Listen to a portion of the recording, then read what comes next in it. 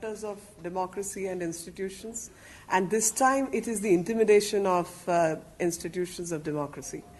And this intimidation is carried out by none other than the Congress Party, which has a long history, really long history of disrupting institutions of democracy. And I can begin with the suppression, which they carried out earlier, and transfers, etc., which happened during 73-75. Then politicization, and with the result, there was collegium in the 80s. And this institutional disruption is a long, long history of the Congress Party, which is today claiming that they are the makers of Constitution. Taking away credit again from B.R. Ambedkar, that the Constitution was made by the people of this country, for the people of this country, and it is for their service only. But they are making it to be their own, they are again taking credit for that, कि हमने आपको संविधान दिया, आपने संविधान नहीं दिया, आपने जिंदगी भर अंबेडकर जी को नकारा, और जिन्होंने संविधान दिया आज आप उनको भी नकार रहे हैं, क्योंकि आपका एक बहुत लंबा चौड़ा इतिहास है देश के हर संस्थान को खराब करने का, और हर संस्थान के ऊपर कभी उनको दबाने का, कुचलने का, कभी ट्रांसफर्स जैसे 73-75 में इन्होंने किए थे, उसी तरीके से इन्होंने राजनीति करने की कोशिश की अपॉइंटमेंट्स के अंदर 80 के दशक में, और जिसके कारण कोलिजियम सिस्टम जो है वो इन्हीं की करतूत की वजह से डेवलप हुआ था. और इस धमकाने और इस तरीके की जो इंटिमिडेटरी टैक्टिक है, उससे कहीं ना कहीं जुडिशरी को बचाना आवश्यक है, क्योंकि लगातार ये आघात जो है, ये आघात किसी व्यक्ति पर नहीं बल्कि एक संस्था पर है, और वो संस्था देश की सर्वोच्च न्यायालय से सर्वोपरि संस्था कोई और नहीं है, क्योंकि rule of law can not be confused with rule of dynasty. And what is happening is the rule of law has been confused in the minds of Congress people as a rule of dynasty. And under these circumstances, because they are losing power constantly, people are not with them. While in the opposition, they do not understand the dignity of an institution, and dignity which even opposition has to maintain. And most of the things which they have raised are settled by various judgments. They have lost the vote, so they have no vote, but they are indulging in grossest abuse of the powers of impeachment. When there is no evidence, there is nothing. हम लोग कानून के अंदर एक criminal procedure code के अंदर एक provision होता है 482 of the CRPC, which is a quashing petition. And whenever we are getting something quashed, we do not challenge the veracity of the charge sheet, or for that matter, sometimes even FIRs. We say take it as it is. जो आपने लिखा वो सही मानते हैं. अब आगे बताइए, does it make a case or does it not make a case? Similarly, this is almost an equivalent of the similar powers, though the office of Vice President is far more sacrosanct office, as was during the tenure of the Congress Party, which had granted no sacrosanctity to any office, be it the Prime Minister's office, CAG's office, or any other office, because these offices had no power. And now the Honorable Vice President has exercised his powers, because he has to exercise his powers judiciously and cannot indulge in any abuse of power. So he's gone over the evidence, he's gone over the material supplied, and he's undertaken a very, very deep exercise. I just want to label certain words which have been used. And the words which have been used in the petition are something like prima facie. In the very first para, they are using the word prima facie evidence. Then the other one, likely to fall within. Then, which amounts to serious acts, and then which was found to be this thing, and he again got so throughout they have used such words, prima facie, likely to, appears to be, and which goes to show that repeated use of these words, that they are unsure of their own allegations, जो शब्दावली इस्तेमाल की गई है इनके द्वारा, उसी से स्थापित होता है कि ये केस अपने पांव पर खड़े होने लायक नहीं है, बल्कि इन्होंने लगातार एक धमकी भरी धमकी का प्रयोग किया है इस पूरे किस्से के अंदर, जहां पे इनको ये मालूम है कि अब ये इनके पास ताकत नहीं है, लोगों का वोट इनके पास नहीं है, लोगों का समर्थन इनके पास नहीं है, तो ये सुप्रीम कोर्ट के कॉरिडोर से जो है अपनी सरकार चलाना चाहते हैं। और ये उस गलियारे से सोचते हैं कि लोगों को, ये सिर्फ लोगों को नहीं धमकाएंगे बल्कि न्यायाधीश को भी धमकाएंगे और सर्वोच्च न्यायालय के न्यायाधीशों को भी धमकाएंगे, क्योंकि इन्होंने सारे इंस्टीट्यूशंस का दुरुपयोग किया है पहले। और जब वो केस लगातार गिरते चले जा रहे हैं और उनके पास कोई तथ्य नहीं है, तो ये इस तरीके का धमकी का प्रयोग कर रहे हैं उन इंस्टीट्यूशंस को खत्म करने के लिए, केवल और केवल अपने राजनीतिक लाभ से। और ये अपने केस के बारे में ही अनश्योर है, क्योंकि जो कानून है उस कानून के मुताबिक दो मुख्य बिंदु हैं। एक तो है proven misconduct, proven misconduct, and also the other proved misbehavior and incapacity. So the word is proved misbehavior and incapacity.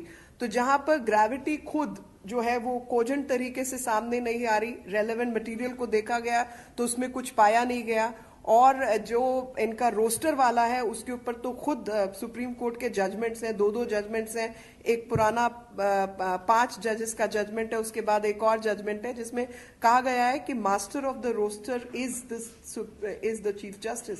अब वो आप चीफ जस्टिस से ये भी तय करवाएंगे कि कौन सा केस इंपॉर्टेंट है, कौन सा महत्वपूर्ण नहीं है, और उसको बाकी लोग तय करेंगे कि ये केस मेरे आगे लगना चाहिए। ऐसा हो सकता है क्या? एक मर्यादा होती है, किसी भी संस्थान को चलाने के लिए एक मर्यादा होती है, लॉज होते हैं, रेगुलेशंस होते हैं, प्रेसिडेंट्स होते हैं। So under all those parameters, when you look at the entire thing, you find that this case does not stand the scrutiny of law, this case does not stand the scrutiny of precedents and good conduct and good behavior. The worst thing is that there is an attempt by the Congress party, by causing this assault, it is actually harming the democracy, which during their tenure as the people in power, they have constantly denigrated democracy, they have constantly attacked those institutions, and when out of power, they continue with the same process, and they are still trying to do the same thing. And no case is made good by assumptions and presumptions. Cases are made good on the basis of evidence and solid evidence. Hindi में कहा जाए तो ये केवल अभियोग नहीं है, ये महाअभियोग की आप बात कर रहे हैं। और महाअभियोग का मतलब है कि जो नॉर्मल एलिगेशन है उससे अधिक इसके बारे में विषय के ऊपर आपके पास तथ्य होने चाहिए। तो जहां तथ्य नहीं है, जहां कागजात नहीं है, और केवल एक नियत से, और वो नियत है कहीं ना कहीं सरकार को और सरकार के माध्यम से जुडिशरी के ऊपर प्रेशर बनाने की, और आप जुडिशरी को ही कटघरे में खड़ा कर रहे हैं ताकि आपके चुनिंदा नुमाइंदों के आगे केसेस लगे। बल्कि अगर ऐसा कोई इंटरेस्ट किसी केस में दिखाया जाता है तो खास तौर पर वैसे केसेस उन लोगों के आगे नहीं लगने चाहिए, क्योंकि आप जानते हैं कि वो न्याय प्रक्रिया पर सबसे बड़ा आघात होगा। न्यायालय की जो इंडिपेंडेंस है, जो आजादी है, उसको बरकरार रखा जाएगा, क्योंकि यही संविधान की मांग है। आज अंबेडकर जी की बात करते हैं तो अंबेडकर जी ने तो इंडिपेंडेंस ऑफ जुडिशरी के ऊपर एक बिल्कुल उसको पॉलिटिकल, लेजिस्लेटिव और ब्यूरोक्रेटिक इंटरफेरेंस से उसको सील किया है कि वो इंटरफेरेंस नहीं हो सकती। They are trying to do exactly the opposite of that, and they are trying to intervene and interfere in the process of judicial dispensation, in the dispensation of justice, and trying to create an atmosphere in the country where people lose faith in judicial system, people lose faith in judiciary, and create a kind of anarchy in this country that people lose respect for judiciary. Judiciary is one institution which is respected by all, and their independence has to be maintained, and non-interference has to be the rule.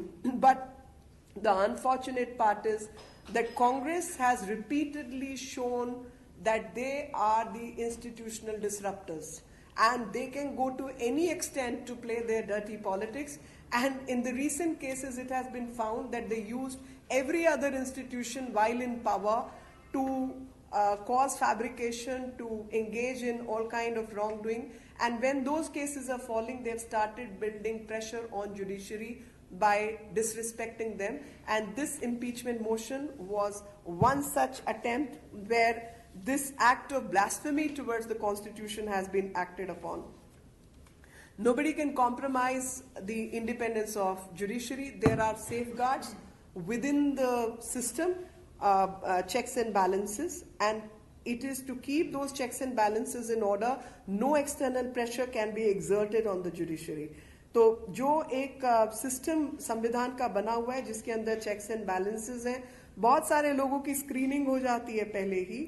अगर किसी को कोई भी appointment मिलता है तो वो appointment की स्क्रीनिंग तो पहले हो चुकी है और उसके बाद आपको अपॉइंट किया जाता है. और इस प्रकार से जो लगातार ये आघात करने की कोशिश है और सब तरीके के कानून और जो ऑर्डर पास किया है, मैं आज माननीय उपराष्ट्रपति जी को धन्यवाद देना चाहती हूँ कि उन्होंने अपने ऑफिस का दुरुपयोग नहीं होने दिया.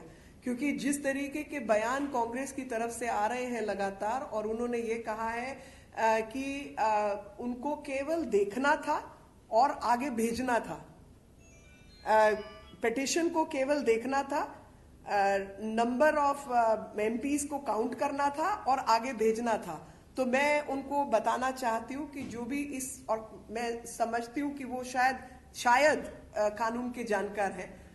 मुझे अभी थोड़ा शक हो रहा है, लेकिन मैं ऐसा मानती हूँ कि वो कुछ कानून के जानकार हैं. तो कानून के मुताबिक जो ऑफिस होता है, the person holding the office has to apply his mind judiciously on the material before the person, so can consult people, and there is a settled law on this, that he has to consult people, he has to go over the material, he has to go over the evidence, he has to be in link with whoever and make a judicious decision on this particular thing. It cannot be overnight that you look at something and like a post office you forward it. It is not one such issue where the vice president's office has applied, vice president has applied his mind and has actually taken care with due application of mind, caution, circumspection, responsibility and larger public interest. So on all these points, this order stands the scrutiny, and this was a judgment of Krishna Swamy versus Union of India 1993. So I think it's a very nicely written order where Honorable Vice President has again shown that the office of Vice President is not a post office. It's not a franking machine where you insert some petition and automatically the franking will be done. It will be stamped. But application of mind is the necessity of the day, and that is exactly what has been done. And a kind of impression is sought to be created in the world that India is a banana republic, which they had almost converted India to in their own time by disrupting institutions, and they continue to do that. But Republic of India is far, far, far superior for your own liking, and these institutions are far, far, far deeper and have the reverence of the people of this country. Our institutions are very strong, and they will bear the assault and show their independence repeatedly. Any questions? Ma'am, Kapil Sibal said that your party will be moving to Supreme Court after this rejection of motion by Vice President. See, they are free to move. I am no one to advise whether they should or they should not. But within their own party, there is a split on this particular decision, and I think there are other lawyers also who should be consulted on such a important matter within their own party. Sanjay ji, Sanjay Sharma, एक minute यार, संजय शर्मा. देखिए, मैं कपिल सिब्बल जी को advice देने वालों में से नहीं हूं, लेकिन मुझे ये पता चला है कि उनकी अपनी पार्टी में और भी बड़े वकील हैं जो उनसे ज्यादा अच्छा कानून जानते हैं, और उनके मुताबिक ये बहुत ही बड़ा आघात होगा कांग्रेस पार्टी के ऊपर ही। वो करना चाहते हैं, मैं तो स्वागत ही करती हूँ। संजय जी, पहले भी आपने देखा होगा सुप्रीम कोर्ट के 3 जस्टिस बाहर आते हैं, कई बार इस तरह की बातें करते हैं, सवाल खड़े करते हैं चीफ जस्टिस के बारे में, और अब 70 से ज्यादा एमपी इस तरह का महाभियोग प्रस्ताव लेकर के आते हैं। आपको नहीं लगता कि कहीं ना कहीं नया बड़ा सवाल खड़ा हो गया? तो उनकी कोशिश ही ये है, इसीलिए तो हम कह रहे हैं कि इंटिमिडेटरी टैक्टिक है, ये धमकाने की कोशिश है, ताकि जो संवैधानिक पदों पर बैठे हुए लोग हैं वो इनके धमकाने में आए। आपको सबसे पहला विचार तो ये करना है कि वोट इनके पास है नहीं, संस्थाओं में इनका, लोगों के बीच इनकी कोई पकड़ नहीं है, और बावजूद उसके इन्होंने ये एक निर्णय ले लिया है कि अब मतलब खुद तो डूबेंगे सनम, तुमको भी ले डूबेंगे। तो अभी इनका ये है कि हम तो अब रहे नहीं पावर में, सारे इंस्टीट्यूशन को तबाह करेंगे, भारत के लोकतंत्र को तबाह करेंगे, और तुम सबको साथ लेके डूबेंगे। शैलन जी,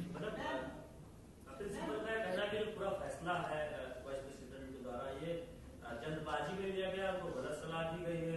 दूसरी ओर कांग्रेस संविधान बचाओ अभियान चला रही है, तो क्या आप इस पूरे महाभियोग प्रस्ताव को एक राजनीतिक तौर पर कदम के तौर पर देखते हैं कांग्रेस के, या क्या कहना है? देखिए, संविधान की बात कर रहे हैं, सब न्यायपालिका के राजनीतिकरण की बात। न्यायपालिका के राजनीतिकरण किया किसने?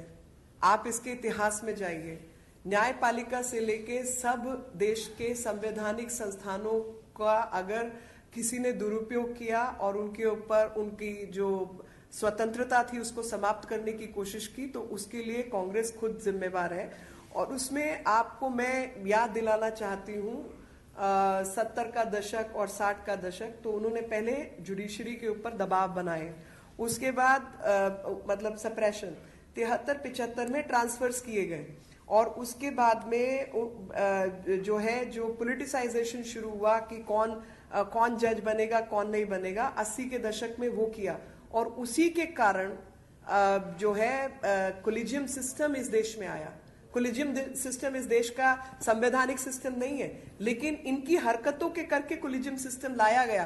तो जिन्होंने आज तक आघात पहुंचाया है भारत के लोकतंत्र पर, वो लोकतंत्र बचाओ की राजनीति करने सड़कों पर निकले हैं। अपने परिवार का इतिहास उठा के ढंग से पढ़ लिया होता तो शायद ये नौबत नहीं आती। इनके परिवार का इतिहास है जी। आप Congress party have come out and they also stated that it was a decision that was taken in haste and also ill-advised, because they could have taken, the vice president could have taken advice from the collegium also. How do you respond to this? So in the collegium, you are making a case against the number one judge. The judges who follow him, the 4 judges, were the ones sitting in the press conference. So they become interested party. So you can't take the advice of the collegium in this case. They can't be judges in their own case. And so far as developing an understanding on a subject is concerned, so 2 Secretary Generals, the present Secretary Generals of both houses, former legal luminary, former people who have held that post in the past, 2 couple of other people he's already spoken to. I'm sure if you read the order, you will find various judgments being quoted and various judgments being cited. So that means his office has done a fantastic research. Somebody would have advised him. I don't expect Venkaiah ji to have found the judgments and taken it out. Somebody has provided him that research.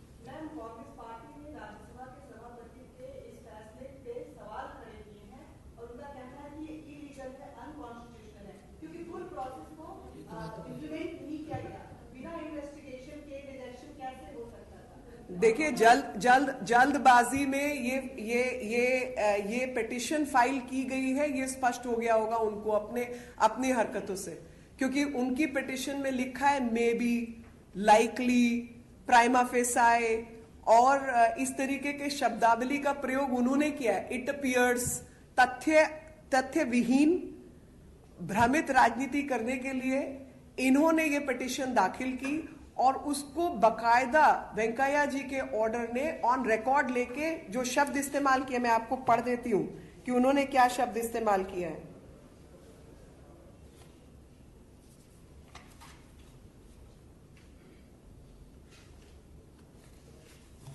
हाँ, ये paragraph 11 है, बड़ा interesting है।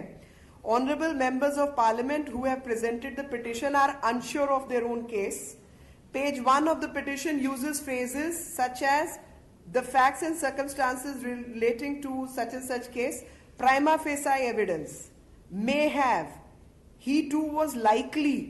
ये खुद ही इनको नहीं मालूम इनका केस क्या है, और इसके बाद पता चलता है कि इन्होंने ये जल्दबाजी में पिटीशन ड्राफ्ट की है, दिमाग नहीं लगाया, पढ़ने लिखने की आदत शायद खत्म हो गई है।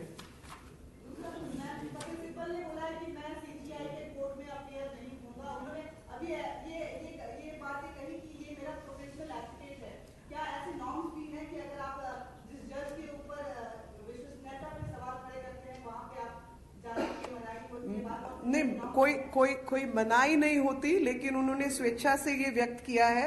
मगर इस स्वेच्छा के पीछे आपको राजनीति समझने की जरूरत है, क्योंकि उनको भी शायद पता होगा कि उस कोर्ट के लिए इनको कोई एंगेज ही नहीं करेगा।